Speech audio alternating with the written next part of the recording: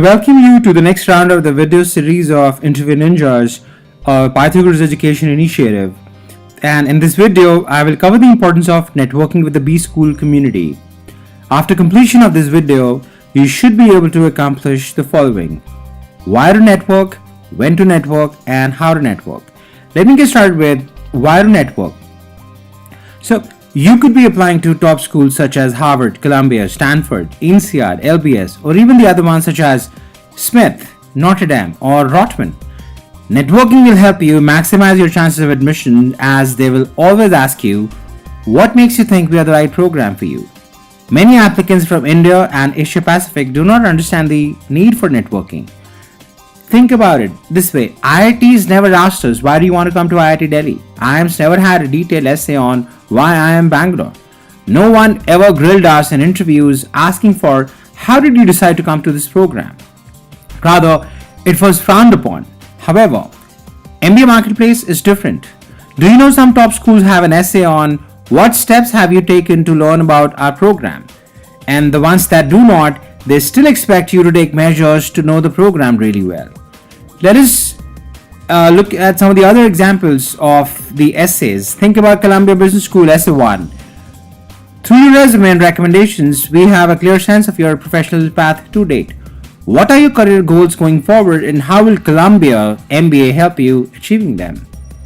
Next is Columbia Business School's location enables us to bridge theory and practice in multiple ways through master classes, internships, the New York immersion seminars, and most importantly, through a combination of distinguished research, faculty, and accomplished practitioners.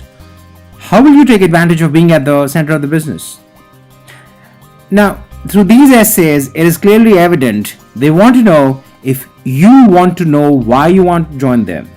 And they can go to the extent of asking you, what steps have you taken to learn about the program? You cannot limit yourself to only the website or Google or other online communities while responding to these questions. For example, NYU Stern is a small-sized school in a big city. So the school is very insecure about your participation after classes and mandatory assignments, as you will have lots of opportunities to disappear in New York City. So they want to raise the barriers and have only very serious applicants come over. In one of my previous videos on how to address why the school, I talked about building a framework around 11 parameters, and networking was an important tool required to conduct that research. Networking is like a channel to get to those parameters. You can also check our blogs on www.pythagoras.in/blogs and look for the article that says, most important expression for a B school, why do I love you? In this article, please refer to the third degree of expression, and you will realize that a 500-word essay on why Columbia cannot come from simply researching on the internet. I've also discussed the questions that you need to ask the alumni and the existing students on how to network in the last part of this video. In the next session, I want to address when to network. The fall sessions will have deadlines in September or October, and the spring sessions will have deadlines in March. And for September-October deadlines, in the ideal world, I would want you to start speaking with the schools around April or May. Do the math. You'll be applying to 5 to 6 programs, and for every program, you will be engaging with roughly 5 to 6 people. And in order to speak with 6 people, you will have to reach out to 25 to 30 of them, as the schools will give you a response rate of roughly 25%. Even if you have not started with it, it is not too late though.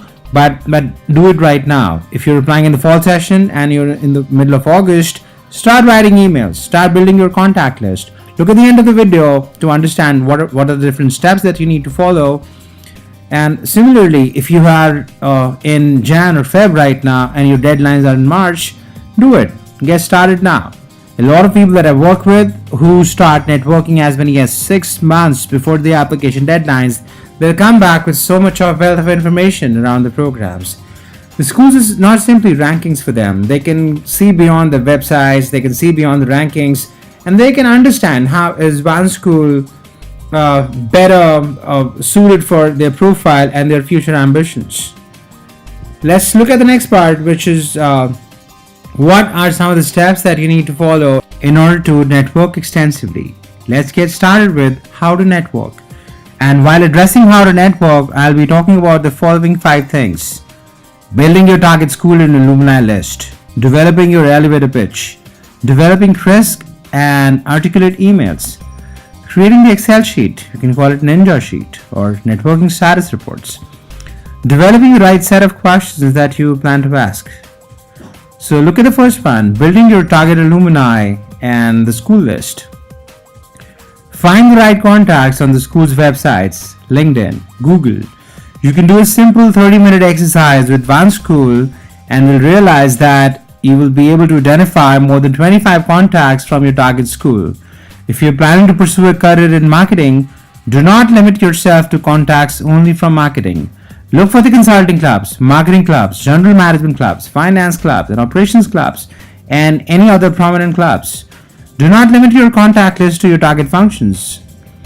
Understand this. Schools are very small communities, and most of the people have a great deal of understanding about jobs, careers, even in the functions that they're not pursuing actively.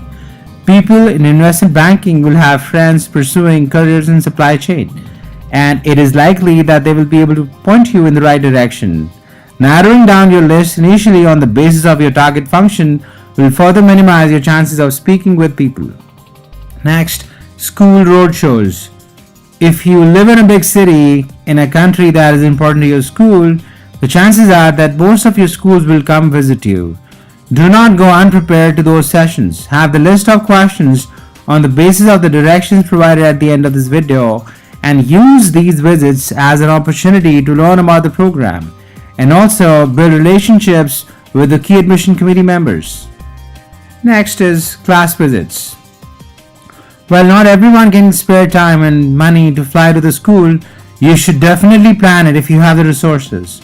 Do it in August and September for the fall session of the subsequent year, and do it in February for the spring session of the subsequent year of the program. A class visit will allow you to spend time with the school community, attend lectures as a guest, do information interviews with the admission committee members, and introspect and write very powerful and meaningful essays. Most importantly, you will be on the radar of the admission committee members and will successfully increase your chances of getting interviewed significantly.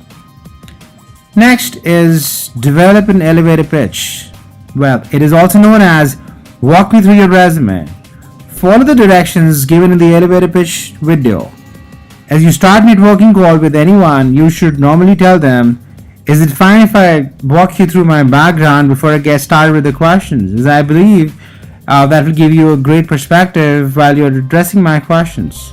So spend time on the other video that is on the elevator pitch, and that's the right way to talk to somebody and give them your background in 100 seconds. Next is develop a set of emails that you plan to send out to them. Normally, it is not advisable to send a 15-line email as no one has time to read them. An email should be around 7 to 8 lines long with a crisp agenda in the beginning, 4 lines about your background, and then a conclusion that says if they can give you an opportunity to have a conversation and you could reach out to them on so and so date. So just like tell them why you're writing an email, then tell them more about your background, and then tell them why you wrote the email, and look forward to hearing from them. And once again, be polite in your tone and express interest in knowing more about them. And don't go beyond 7 to 8 lines. Next is create an Excel sheet to maintain their status. As I said earlier in this video, you'll be reaching out to more than 150 people in 3 months, and that makes this a pretty important step. This will allow you to take the responsibility to make people wake up and respond to you rather than coming back to your inbox and seeing how many people have responded versus not responded. It becomes a tough exercise every day. So build an Excel sheet. You can name it a networking ninja sheet, or you can say a networking report, and have different tabs in that sheet, and have 3 different columns for every tab. First one for the names of those people. Right next to it, have a column that says email 1, and the next one that says email 2. The moment you have sent out the set of email 1 to your target group, highlight those. When you come back to your sheet after 3 days, you just check how many people have not responded to your emails. Just send them the next set of follow-up emails, and just ahead of time create an email too. An email too should be around 3 to 4 lines, and it's just to follow up on your previous email. With those who have responded to your emails, set up your phone calls and ask your questions. In the next section, I want to address how to develop the right set of questions that you're planning to ask them. In order to develop this set of questions, spend time on the websites of these schools and understand in what ways that school can help you achieving your short-term and your long-term objectives. Also, think about the other factors such as networking, academia, alumni support, job search, culture. Some of these factors might affect your decision to join that school. For example, if you're planning to apply to Stone for a specialization in marketing and want to pick product management, you need to find out more about how the school will help you in creating a career in product management. Let us look at the examples of some of the questions you can ask, and I want to cover both good and bad questions. Remember, it is not a good idea to throw those questions in the email. So these questions will not go in any of your emails. You have to engage with them on a phone call. Now, what is a bad question during a networking call? 1. The rule is, if you can Google the answer and asking a fact-based questions, you're essentially wasting your time and that of the student or the alumni. Not to mention that you're also leaving a bad impression about yourself and setting an example of anti-networking. Well, anti-networking essentially means when it works against you. So, a bad question is, what were some of the placement statistics for the school last year? Or what is your school popular for? Or what are the courses offered in the first year? And when do you get introduced to the electives? Again, you can get responses to these questions on Google or the school's website. Hey, don't ask personal questions. Harping too much on the MBA experiences of that person that you're talking to can somehow backfire. Like, don't ask him how easy was your transition into the kind of internships that you were looking for. If he did not have a good experience, then he may not like to respond to that question. Next is, what is a good question during a networking call? Any question through which you're seeking their opinion is a good question. It also gives you a chance to tell them that you know a lot about the program and have researched very well. Any question where you're seeking opinion of somebody on some of the things that will help you in understanding the school is a good question. Example of good questions. Let's say, look at the first one. I saw that many students at Kellogg actively participate in students' projects and help the nonprofits or businesses in their real-time problems. Can you give some specific examples of the recent projects that the students worked on? If you're keen on building a career in healthcare and are interested to find out more about the projects in healthcare, it is a great opportunity to ask them. You can very well articulate this on the essays and give the school specific information about how they are best suited for your profile. Next question could be, I'm keen on working with some of the boutique consulting firms in the healthcare industry. Can you talk more about the presence of the alumni in the companies such as A, B, and C? How supportive do you think the alumni have been in the overall recruiting for the first and second year MBA students? Next question. Your school is truly diverse in many ways and has a strong focus on bringing people from diverse nations. Can you talk more about how do the career services help the internationals in the initial stages to transition them well in the placements? Next question could be anything that showcases your inquisitive nature to the school and will also portray that you have been actively involved in knowing more about them, their culture, and the significant advantages that they hold for you. Remember, do not use the statement that I'm talking to you because I feel that your school is a top priority for me, unless you're really prepared to handle the response to this question. Like, I've had people networking with the alumni in the past, and somebody asked them that, hey, can you tell me why is this the top school for you? Why is this the best, the first preference for you? And they had no response for it, as they had not researched on the school's website. So I know for a fact that networking has enabled us to create many top stories with applicants who otherwise would have just disappeared from the radar of the programs. Networking is your channel to understand the schools, expressing it to them, and rather than simply taking information from the websites. Do you know, If you network rigorously, you will start wearing a networking hat in 4 to 5 weeks. By networking hat, I mean that something will change for you subtly, and you will realize that the subtle differences between different schools is starting to have a very strong impact on how you see them.